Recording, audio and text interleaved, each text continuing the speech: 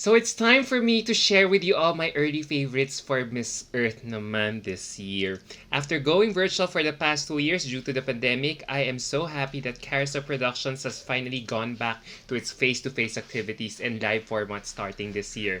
Hence, I have never been more pumped up to cover the pageant more than ever, and given how the pageant has been mercilessly attacked by pageant fans due to a lot of comparison from different pageants, all the more I realize its value and uniqueness as a pageant brand.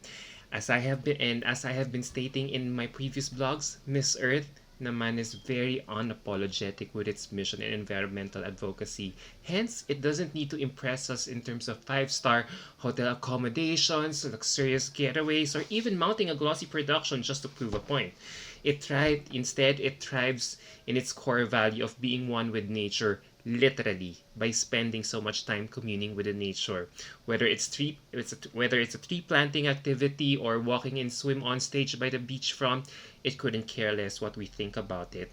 And that's what makes Miss Earth so unique. Because I've always lamented before why most of their pre-pageant activities are staged out of town, outside Manila. That's why I couldn't cover it as much as I want to. And now, I get it. I am already answering my own question based from my own observations of how it has resumed in doing its activities. That Carousel Productions really enjoys its interagency collaborations with a lot of our local government units all over the country, so much that we see their activities spread out all over our country, diba? And you might all wonder why they are bringing more the pageant outside Manila, and it's because of this reason. Expose its candidates more on nature by visiting a lot of ecotourism sites in our country, and our local government units are not having second thoughts of sponsoring these visits because not only it allows their towns or sites get promoted through this massive platform, but they must have also realized how relevant Miss Earth's purpose in spreading awareness about our environment, apart from the fact that our country is in the forefront of so many climate change issues as we are visited by 20 typhoons or even more on an annual basis. So, siguro guys, maybe pwede nyo sabihin, no, Adam, it's because we are a pageant crazy nation. That's why Miss Earth is thriving here, especially given how we have all witnessed how the people from these different provinces like Zamboanga, Romblon so far, and Palawan kanina have received the candidates warmly, diba? No, I think it's more than that. It's both siguro entertainment value and the message it brings to the people. Kasi nakita nyo naman, kada event nila, whether it's a press presentation or a swimsuit competition, the girls always share their environmental advocacies before walking down the ramp.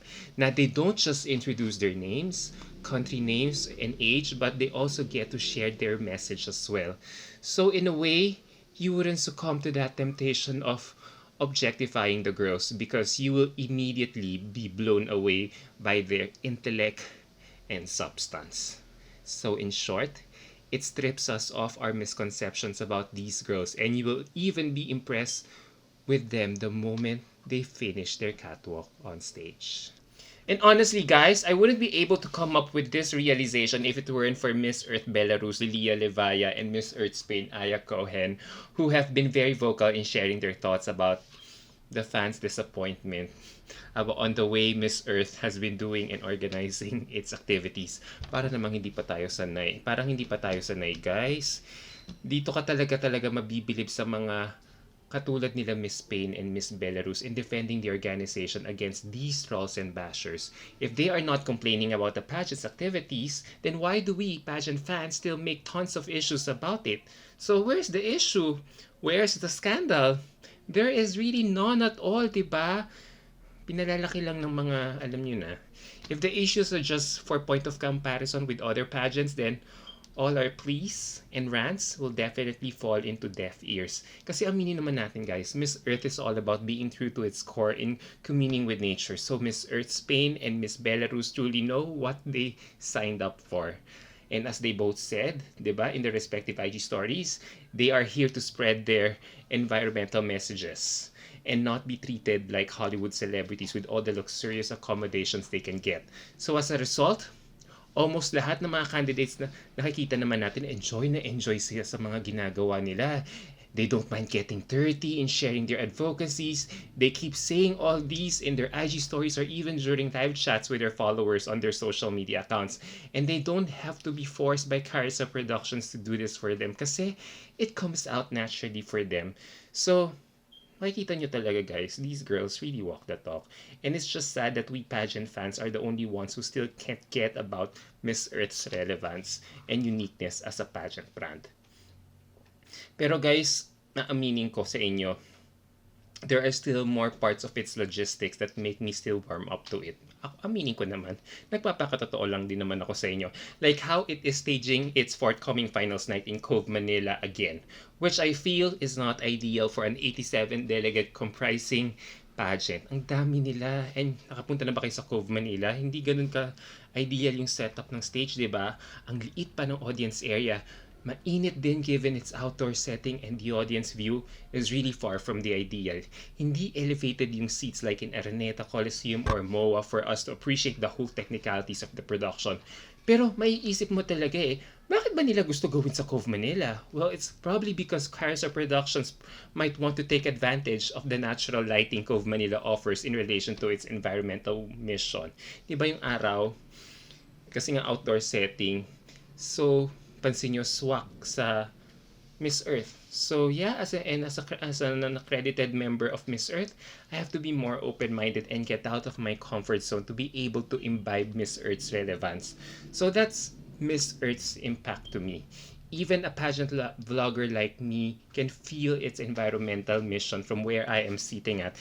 And this is what makes Miss Earth as it is, as a pageant brand, as an entity, na unique on its own. So having this said, really have to love and nurture our homegrown brand.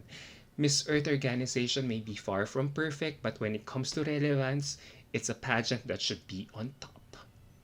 And speaking of top, let's now go to my early favorites for this year's title. I will do this continentally to make it a bit organized. There are just so many gorgeous ladies competing for this year's title, and I'm going to narrow it down for you based on who really stood out for me during the press presentation, because that's the only event I got to see them in person, all in one venue. Of course, I also had to factor in how they have been also faring with the activities after that I am only na nakikita ko lang sa social media lately. So, let's begin. Let's go to the continent of Asia and Oceania first. Sa totoo lang guys, I see 3 ladies standing out in the competition so far, and they are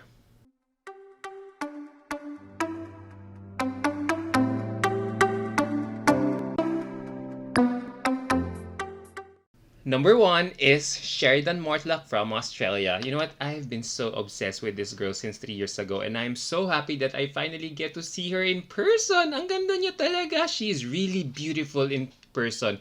And yes, she really looks like Taylor Swift.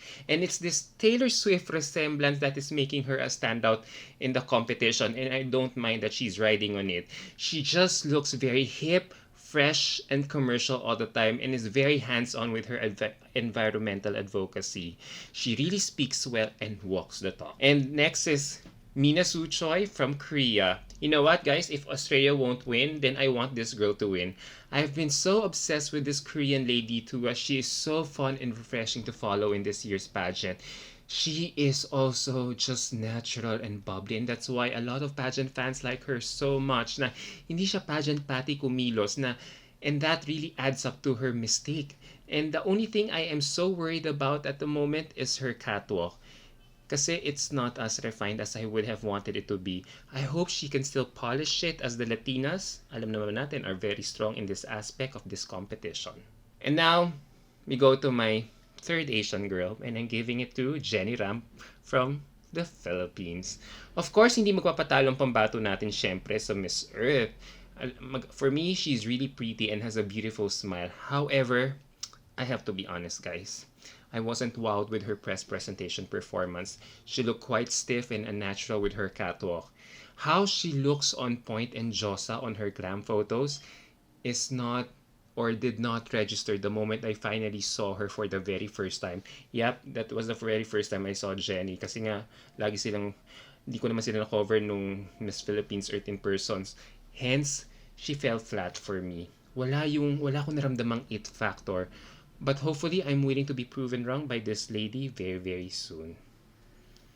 And now, let's hop over to the continent of Europe. Ang dami nilang mga Diyosa dito, so let me share with you some of them here. So number 1 on my list here is Merel Hendriken from Netherlands. Hendriksen. What a gorgeous blonde beauty this girl is in person. Merel is so tall pala in person. It is only now that I realized when I saw her post side by side with the other girls. So she really literally stood out talaga. However, everything kind of changed the moment I saw her catwalk. It was very weak and used to be nothing to be desired. Although she was one of the recipients of the Darling of the Press award, I just feel so sad that she is quite fading away from the spotlight given I cannot feel her presence in the ongoing pre-pageant activities afterwards. So she really needs to pick up her pace kasi sayang yung momentum. And now we go to my next girl. I'm giving it to Daphne Nieves from Belgium. I think she's the European candidate that I'm so looking forward to see, and gosh, she really did not disappoint. She really has one of the most beautiful faces of the competition, and very commercial and very approachable when you get to meet her. However, as is with the other European ladies, she really needs to work on her catwalk as well. Pero in terms of value, of face value, bawing-bawi talaga. And now we go to my next European delegate, and she is Ekaterina Velmakina from Russia. Of all the European ladies this year, she's really one who truly impressed me the most in terms of beauty and stage presence. Barbie doll ang datingan niya at ang lakas-lakas ng dating niya, and she is such a statuesque beauty. Yun nga lang, as I tried to approach her after the press presentation, she can't speak English and had to rely on her Russian translator, as you had seen in my IG stories, just to be able to talk to her. But I would really love to get to know more of her, as she is such a fun contestant to follow. And now we go to Lilia Levaya from Belarus. No surprise. To be honest, guys, when I first saw her during the press presentation, she registered so strong for me in terms of facial features. I think her face is too strong for Miss Earth, but she more than makes it up with her styling and catwalk during the press presentation. Nagagawa niya ng paraan. However, her stock rose talaga for me when she won the gold medal for her continent during the swimsuit competition in Zamboanga with that stunning catwalk and swimsuit that she designed with lots of raw materials sourced from our country. Hence, her outing was one of the most talked about, and it also helps that she has been very outspoken with all the issues confronting the pageant right now. Now, we didn't expect it that she would take up the cudgels for Miss Earth, that she could be that well-rounded lady who we did not expect who not only stunts but effectively conveys the message and advocacy of this pageant brand. And last but not the least for this continent is Lili Sadal from Norway. Surprise, guys? Yeah. I feel, wow, what a raw beauty this woman is. She really stands out for me for a different reason. Kung nakita nyo lang talaga siya in person ng press presentation, she's just strike me as someone so fresh, raw, and very unassuming with the way you see her moves on stage. Although she looks unpolished, but you can see that she acts so natural and effortless na alam mo yung may potential siya, but she doesn't seem to realize it. That's how she impacted me on this event. Ang ganda lang niya talaga. And now we go to the next continent, which is Africa. You know what? There's so many gorgeous ladies competing under this continent, and it will be such a travesty if Miss Earth will just give a token placement, given that ang dami-daming mga Diyosa in this year's batch. So let's start with Melanchi from South Sudan. You know what? She is such a pleasant surprise here in Miss Earth, and it's not because of her hair. Ang statuesque ng beauty niya din. Kung napansin nyo, yung footage ni Pageantology 101, her bearing, tindig, and her strides, whether on or off stage, will really mesmerize you. Na she really has presence. Na I wonder if she is working as a model back home. So I just wish, kung papanoorin mo lang yung catwalk niya, I just wish her hands weren't all over the place during her catwalk. Kasi I think that's the only thing that she needs to remedy with her presentation. And next on my list is Joyce Mwanafunzi from Zambia. You know what? She is another African delegate I can't help but notice. Because she just looks like Sosie Toonsy with her short crop hair. And the way she moves on stage is very fluid. Like there is a certain elegance that comes with it, napansin nyo. But more than that, it's her smile that captivates me the most. Now you can't help but root for her to do well in this competition. And next is Sakile Dube from Zimbabwe. You know what? This girl is just so stunning with that beauty of face. Nagulat kaming lahat sa mga pressers when she closed the show with her effortless beauty na apart from being tall, there is this quiet charm that she has that draws you to her. It's like she has a calming presence during the entire show. So I hope she does well in the competition. And finally, we go to our last continent, which is the Americas. And number one on my list here is Andrea Aguilera from Colombia. No surprise, guys. I feel she is the strongest candidate in this continent this year. Her beauty and catwalk are truly to be raved about in this pageant. I mean, have you seen her catwalk performance during the press presentation? That was a superb catwalk right there.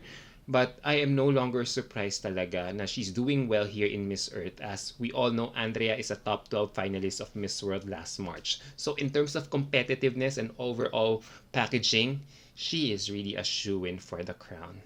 And next on my list under the Americas continent is Oriana Pablos from Venezuela. Of course, what's Miss Earth without a competitive Venezuelan in the picture? Oriana is really here to prove that she is worthy of her country's third Miss Earth title holder. Kung napansin nyo, lately, since arriving, she is so fun and sassy on stage and just looks incredibly gorgeous.